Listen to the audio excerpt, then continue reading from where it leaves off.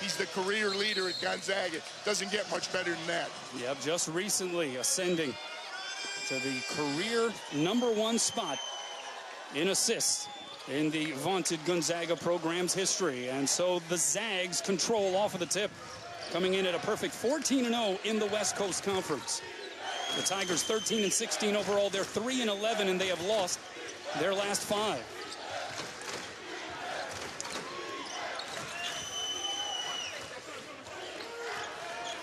Under 10 to shoot. It's Hachimura driving to the hoop and laying it up and in. It's going to be one of the longest possessions of the game, but it ended up the way Mark Few wanted to end up in Rui's hands. 6'8", 230-pound junior from Toyama, Japan, coming off of a 23-point, 10-rebound performance last Saturday against BYU, his 4th double-double of the season. Pacific goes into one of their 2 seniors on the roster, honored prior to tip-off, Anthony Towns, but he's unable to finish. Anthony Towns, the only player for Damon Stoudemire that's been in his program more than 2 years. Lob to the rim, tipped up and in. Nifty finish there by Brandon Clark. What a difference he has been since transferring over from San Jose State. Unbelievable addition. He looked good last year in practice. He's been better than that when it counts.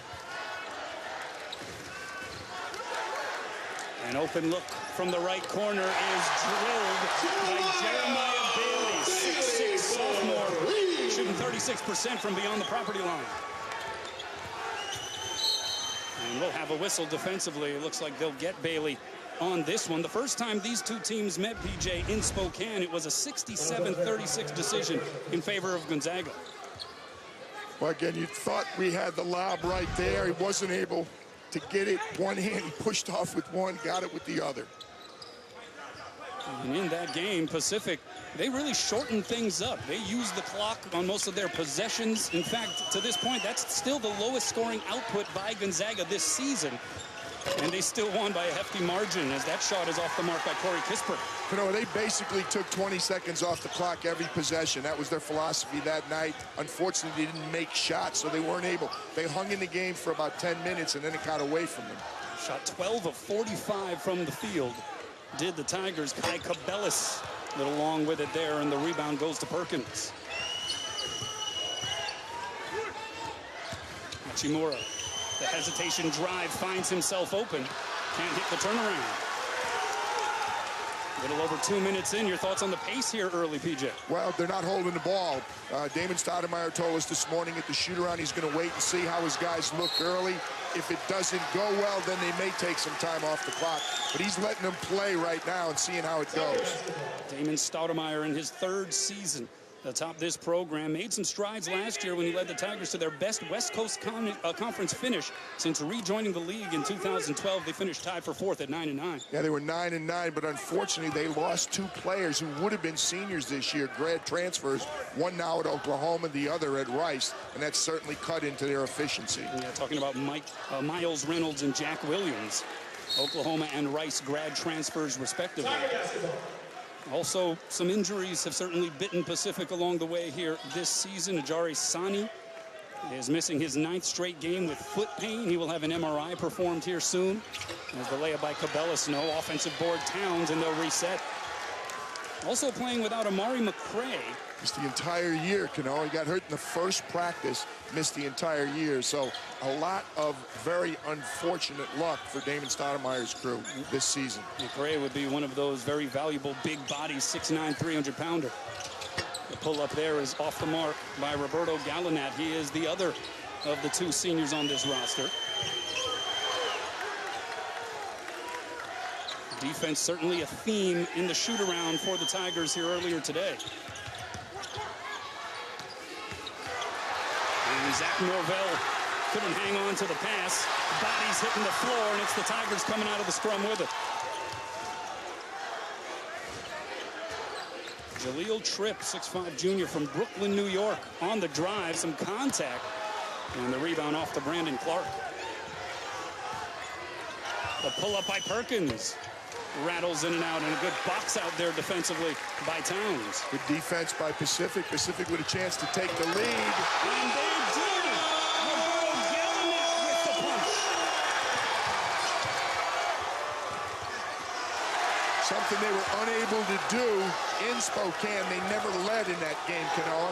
Gallinat trying to add to it. The team's leading scorer dropping in 15 a game. And a whistle on the drive. They're going to wave off the bucket there by Norvell Jr. And we're going to have a timeout on the floor. Well, the Spano Center is packed, and Roberto Gallinat giving him reason to rise up. Well, just the start.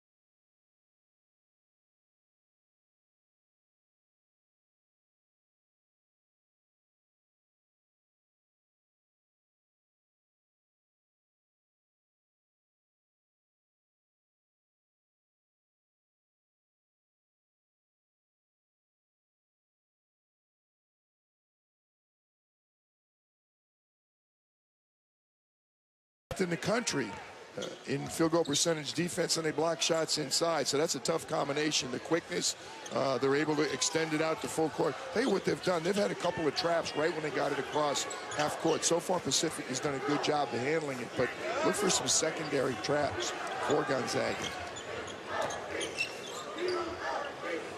Pacific led this game in this opening half for just over 5 minutes, which is remarkable when you think about Gonzaga through conference play this year. As you see Gallinet on senior night drill the three. That's kind of what Pacific has done to stay in this thing here early. It's the third one with 1 second on the clock. Norvell shook loose and then banks it in. He'll take it. Don't know if he called it. No, the bank, answer. The bank is open late, but Zach did not intend to bank that. That was almost Dwayne Wade-like from the other night. Unbelievable. And tough trip to Florida for the Golden State Warriors. They lose back-to-back to the Heat and the Magic. That one out of bounds goes to Gonzaga, but prior to tonight in conference play, the Zags had trailed for only 19 minutes and 51 seconds. So for Pacific to hold the lead for 5 minutes, even that unto itself is remarkable. Well, this building has been good for the Tigers, and, you know, as we mentioned, they didn't lead for a second in Spokane. Not too many people have led them this year, but, again, they're making their threes, particularly late in the clock, and for the most part, they're taking good care of the ball. That's a good recipe. Clark to the hoop, just floated in there, and another easy bucket for Brandon Clark. Well, they're scoring inside. They're getting things inside. It's now 14-2 points in the paint for Gonzaga. It's so hard to score for them inside, particularly for an undersized Pacific team. That's what Clark does, though. 68% from the floor this season, as you alluded to, second in the nation in that category. Great shot blocker and a great field goal percentage. Gallinet hit the deck somewhat awkwardly, but he pops back up and he'll shoot free throws. Brandon Clark at the other end, just doing what he does, PJ. Well, it was a good entry pass right there. Zach Norvell found him and then puts the ball on the floor with the left hand, and then a real easy finish. The help did not come from the weak side right there. David Stoudemire made a big point this morning. He kept telling his guys the weak side help has got to be there. And if and when the Zags skip the ball, which they love to do, then you got to close out on the three-point shooters. Pacific now 2 of 3 from the line compared to 6 for 6 for Gonzaga. One of the top free throw shooting teams in the country, talking about the Bulldogs. Jeremy Jones coming on the floor right now for Mark Few. This is, again, one of the reasons why they're so good. Their depth, the guys they bring in off the bench are accomplished players. Jeremy Jones, a transfer from Rice, actually played football as a freshman for Rice. He's got a couple of double-doubles. Again, they wear you down, and the players coming in off the bench are very capable, and they add to the pressure. Yeah, you talk about Jeremy Jones. He was a quarterback out of East Central High School in Texas, had 6 Division I football offers.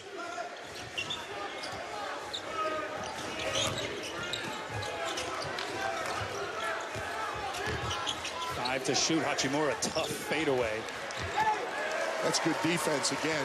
Half-court defense has been good for Pacific when they've been able to deny the lob pass inside. Towns trying to back in on Rui. Hachimura got a piece of it.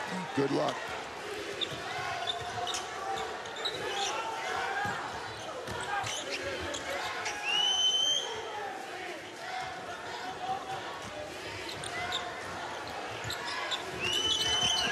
Norvell found the seam, left it short, tipped up and in by Brandon Clark.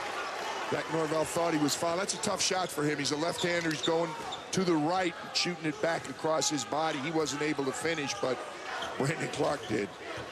Clark into double figures. He's got 12.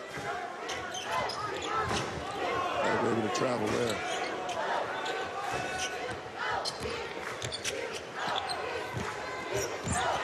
Drive there by Small, got it stripped away. Dives on the floor to get it back. Now we have a tie-up, and the possession arrow will stay here in the direction of the Tigers. Well, Pacific working awfully hard, and yet they still trail by 15, PJ.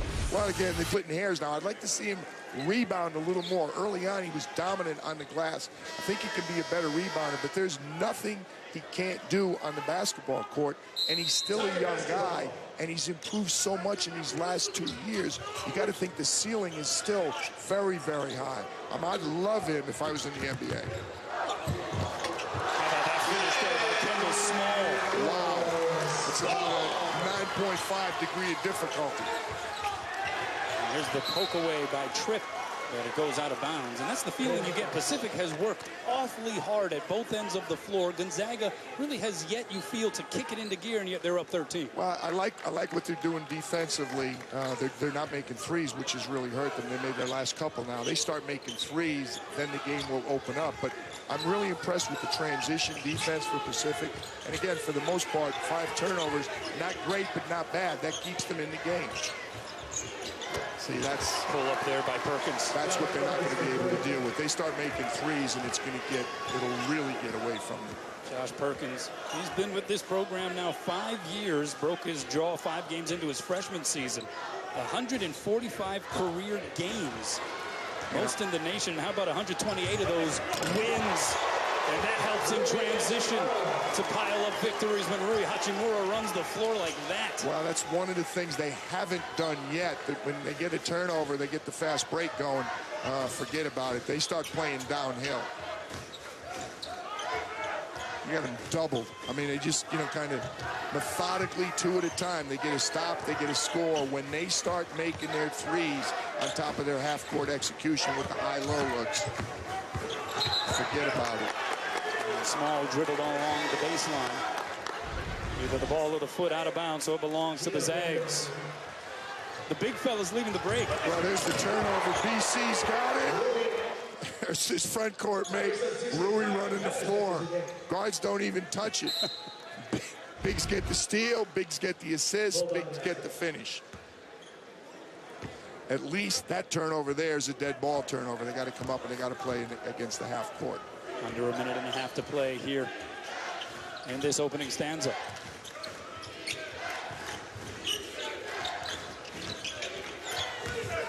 Hachimura all the way to the hoop. What a finish. He's got 13. Clark has 12. And how about he and Rui? They have reached double-figure scoring every game this year. The first tandem to accomplish that to this point in the season under Mark Few. I tell you, they were struggling early. They started 2 for 6, and since then they have been smoking.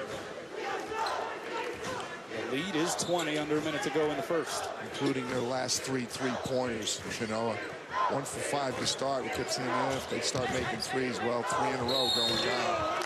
Gallinat fouled by Crandall, so he'll shoot 3 throws. Mark Few talking to his bench right now. He's not happy at all. When you're defending as well as this team is defending right now, the last thing you want to do is put them on the free throw line. They're struggling to score. Make them make shots. Tip off your weekend with our next NBA Friday doubleheader. Damian Lillard leads the Trailblazers against Kawhi and the Raptors at 7 p.m. Eastern. Then Giannis and the Bucks have the association's best record. They'll take on LeBron and the Lakers at Staples Center.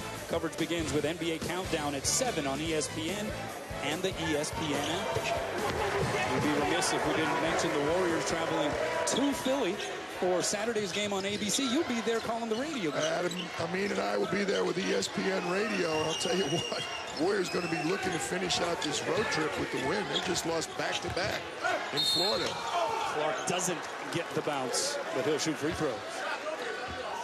I mean, Pacific doesn't have anybody on the floor that can guard Clark or Hachimura inside. They're just too big, too strong. And I'll tell you what, I've only seen it once so far tonight. Brandon Clark can really get off the floor. I mean, he's got hops. He's big and strong enough at his size. When he goes up above the rim, there's no defense for it for the Tigers. Former first-team All-Mountain West selection at San Jose State. Redshirted last year after transferring from the Spartans program. It's the first missed free throw in this game for Gonzaga. Shot clock is off here for the Tigers.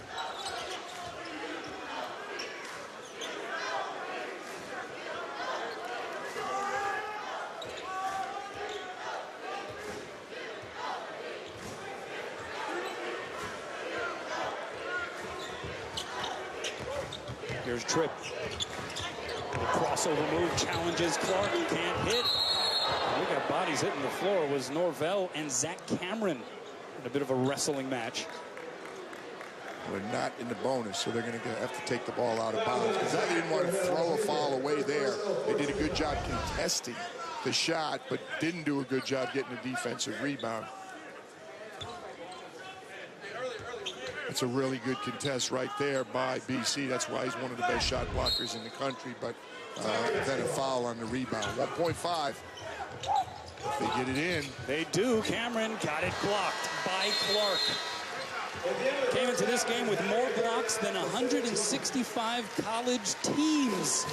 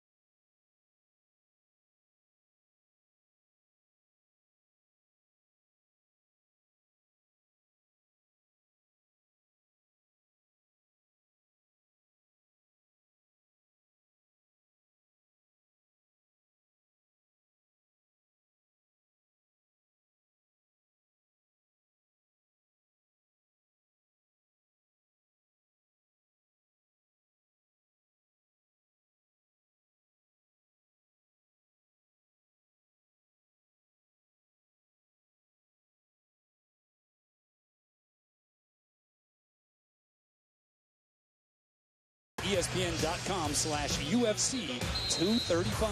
John Bones Jones. One of the great nicknames in all of sports. I love it. And one of the great fighters in UFC history, for sure. Well, in this second half, PJ, Pacific has played right along with Gonzaga. 22-20. They've traded points with them. I'm sure Mark Few's not happy with that. David Stoudemire delighted. They didn't come out good for the first 30 seconds. He got their attention at that timeout, and they've played very well since then. Gonzaga elevating to the #1 ranking in the country for the second time this season. Both times they replaced Duke at the top spot, interestingly enough. And we'll have a foul defensively against the Zags here. 16 fouls. Mark Few, you can see the look on his face right now. He's not happy with his team's defense. He's yelling at his guys, get down in a defensive stance and defend without fouling. They're not doing that. Towns reverses field and finishes lefty. Well, whatever Damon Stoudemire said to his Tigers in that early second half timeout huddle, they've responded. Also got a few points in the paint. They're closing. They're not near what Gonzaga's done in the paint, but at least they're getting something done inside. They got nothing done inside in the first half. Perkins looking to get rid of it. Deep corner three. It's Jones, rattles in and out. And Clark, who had his two hands on the offensive board, is fouled by Anthony Towns. That was not John Bones Jones that shot that three? No, not sure if there's any relation there. It was Jeremy, I'm sorry. We'll get our investigative team on that one. Thank you.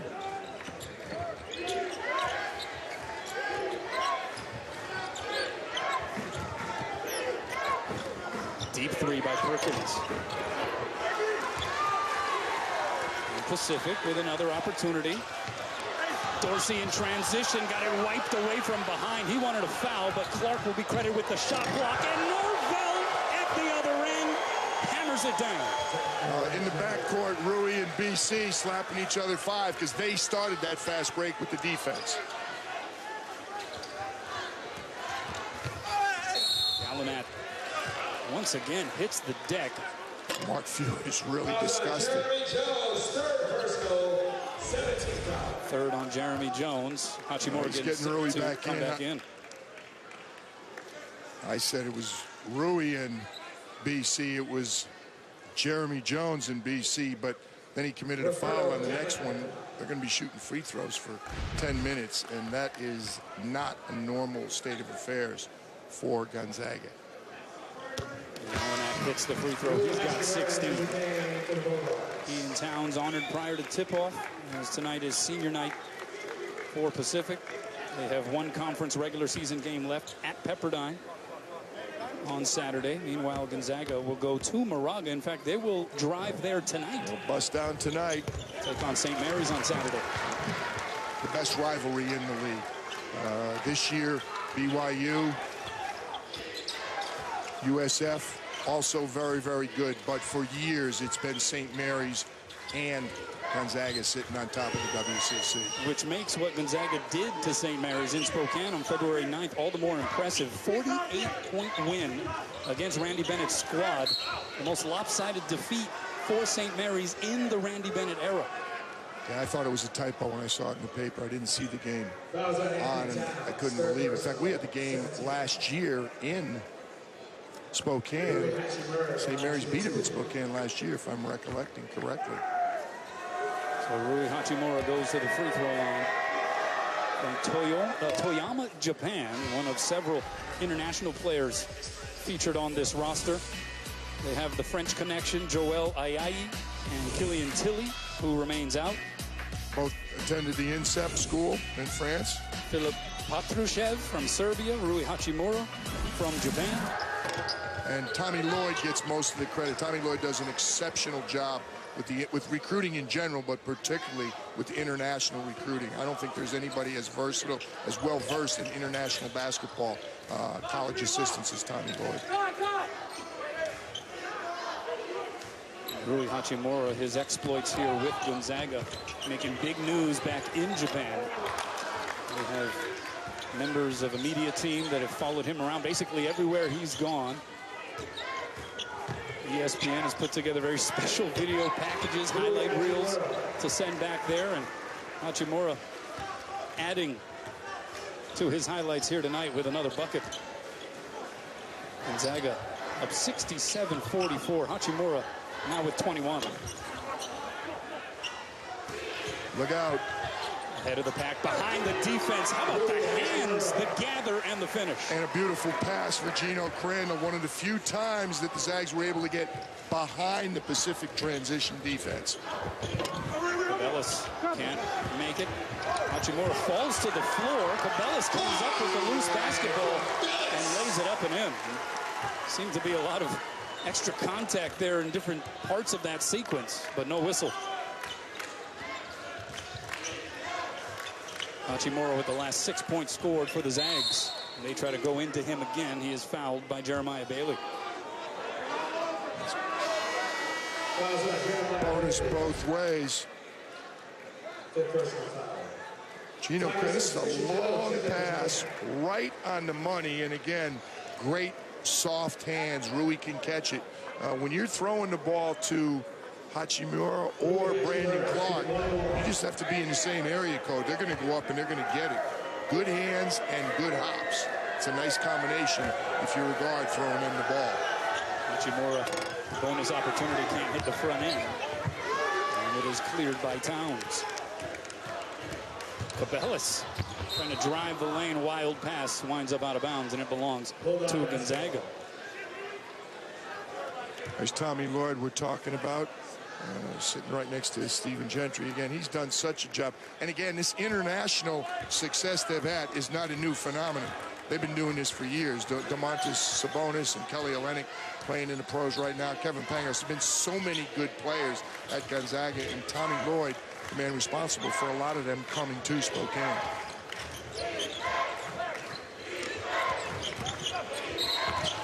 The foul defensively goes against Pacific. We'll have a timeout on the floor. So Gonzaga creating a little more breathing room here. Under 8 minutes to play in Stockton.